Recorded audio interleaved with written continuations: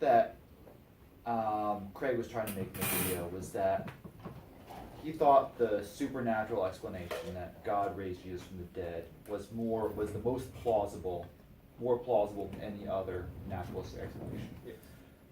But I'm thinking about, let's think about a more mundane example in the resurrection. Let's say you lose your keys and you find them under the couch.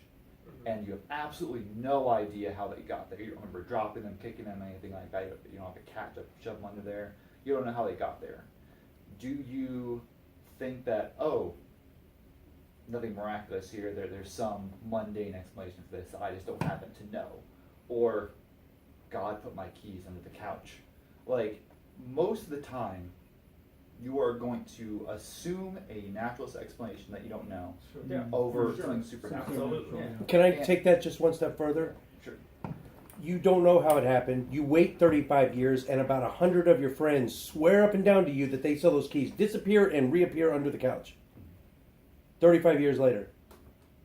Would that make it any different? Run that by me again. I'm trying to draw an parallel. I think you're trying to conflate Am I? Christianity. Well, yeah, just finish it wasn't like that. Oh, that's good. I mean, I would still But be if like, prophets really? had been 100 of my prophesying friends. for centuries that you were going to kick your keys underneath the couch, and then, you know, the grand keymeister, you know, has been, you know, walking alongside you and telling you this is going to happen, and then it happens, it really wouldn't be a big surprise to you. Well, But then we then also again, run it's into the, just keys disappearing out of the well, pocket. then we run into the question of, okay, I think God did it. Let me find some passage in a book I can take out of context that I think points to this happening and write a narrative about how my keys happened. Let me give you a real life example of the lost keys. This is a lost ring, actually. My wife and I were in Hungary coming back from Romania, and we stopped in a poppy field to take pictures. Poppies were waist high, beautiful, rows, just acres. And we got back in the car and started to drive off, and my wife realized she had lost her wedding ring in the poppy field. Yeah, and it's an expensive ring. Not crackers. Yeah, and so it was like, I'm the practical one. Turn Oh, around. I'm so sorry, baby. No, I'm not turning around. It's a poppy field. I mean, come on.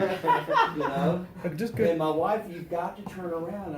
We can go for an hour or two if you want. It's a poppy field. I can't remember where we've been in the poppies look field. familiar? Yeah. That's definitely the one I sat on. Okay, we go back Just to buy a red one. Budapest and try to find maybe a metal detector or something, and mark the stake of close to where we were or something, and let's just pray about it and go look. And we prayed and walked right to the ring and reached down and picked it up out of the poppy field. Could have been a coincidence. You know the Catholics say, "There, but for the grace of God go I," which Christopher Hitchens retranslates. It's, "There, by the grace of God, goes some other poor fucker." See? Now, you prayed hard for a ring. There's people in Africa praying hard for Well, food. I'm not saying I love you, anything James, but than it that. sounds really arrogant that God helped you find your ring, and 1 billion people are starving. Well, you can't 16,000 That's the kids a problem day with people. die of I'm starvation. not even saying it was God. I'm just saying it could be a It just coincidence. happened, you know. And of all the things I've prayed for, that would not even, and my wife maybe it'd be in the top 10. It wouldn't be in my top 100 of the things that I really wanted and prayed for that I didn't get. But you I'm gotta, just saying that weird things happen.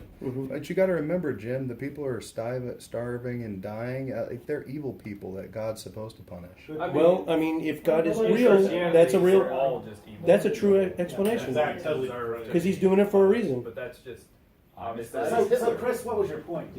Well, I was just saying that. Okay. Let's. We've put forth. We've kind of mentioned some stuff here, and Ehrman mentioned some stuff here. Some possible naturalist explanations. We don't have any evidence for them. Like we don't have any competing documentation to the Gospels that say the body was stolen or anything like that. But even if we don't know what the even if we don't know a naturalist explanation is responsible for the resurrection story, we still don't have a reason to jump to the supernatural conclusion. Well, I all would say things that's- being it's- equal, the supernatural would be the last option. Yeah. All things being Yeah, if equal. I everything agree was with equal. that. Oh, And I awesome. think Good night. Even Oh, I thought we were done. He just admitted it. No. Even Bart was saying the same thing. You have to if you have to believe in a God for this to be plausible. And so later in the debate he gets there, and so he says Bill believes in God. So for him, if there's a God who yes is active in the world, then that becomes a possible thing for him. But Yeah. but he would say historians will not pull the God card on. You know, this is you're relying on your personal theology, not dealing with it as a historian. Historians would not say maybe God did it. That's not an option that a professional historian would. But Chris, you did jump to the conclusion that Jesus Supernatural. was God and he was raised from the dead, didn't you, when you were younger? That's what I was taught. Okay. So did you have any other insights? That was a good one. That was. I also, I'm not sure I want to support this point, but I thought something Ehrman mentioned, kind of along the same lines, kind of brought in the question and answer portion. Kind of the idea of once you start allowing supernatural explanations, where do you stop? That's Like- the God of the gaps argument, essentially. Is that what you're? Not so No, it's like a domino theory. partially, but Oh, like, okay. like, why do you allow the God Jehovah as an explanation and not some I other see. dimensional being Absolutely. raising Jesus up Like to conspiracy screw theorists. us or Absolutely. something? A 9/11 truther tends to also be a JFK conspiracist, and he also tends to be this. And then once you believe in 4 conspiracies, you're going to believe in a 5th one, and it just gets more. And that's why every conspiracy nut you know believes in them all. You've never met anyone, a 9/11 truther, who's just a 9/11 truther. It's very I rare. think you're right. Well, more Once relevant you believe in to- one, the dominoes start falling, and you believe in More anything. relevant to Atheist this story. skepticism. Why shouldn't we That's believe? it. Have you guys heard of Honey the circle drawer? Mhm. He was at the time of Jesus, I think before, but he used to draw a circle around himself, and we got eyewitnesses. We got historical testimony. I think Josephus maybe. It started to rain when Honey the circle, and he became famous. So why don't we believe that? Well, maybe we do believe. I think Maybe Bill's it's true. debate That tackled would just that be one. correlation, Which is? causation. I can't remember what it Yeah, I listened to this last It did week. come I up think in it was the something debate, like- I can't slept remember 3 the times. answer. Did I tell you? Goodness. You remember, Chris?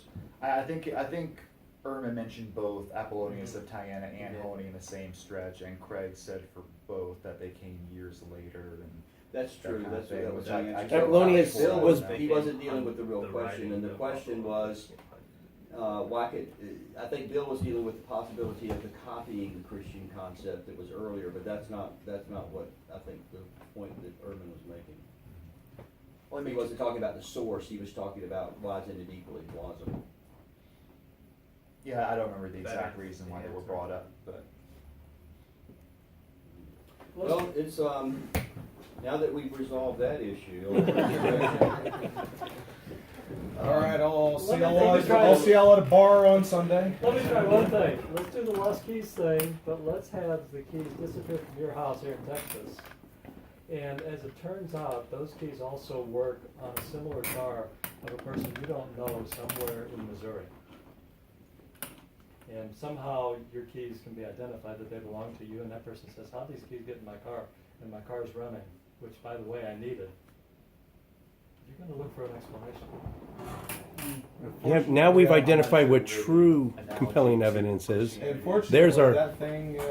That's never happened. We don't know that situation. Actually, my By grandfather's natural key laws, that unlocked my can't dad's car. Hey, by the way, if you guys It can, can't teleport, but it is possible. if you get on that Justin one key Riley's gets in another site, be car. sure to mention the club because James and I want to talk to him. And Atheist Edge. Walking the edge of what some consider offensive. But your feelings don't matter here, only facts. Edgy commentary on the dangers of doctrine, the foibles of faith, the bullshit of belief, the stupidity of superstition, and the idiocy of indoctrination. With razor-sharp wit, curiosity, and critical thought, we take an unblinking look at today's religions. We are Atheist Edge.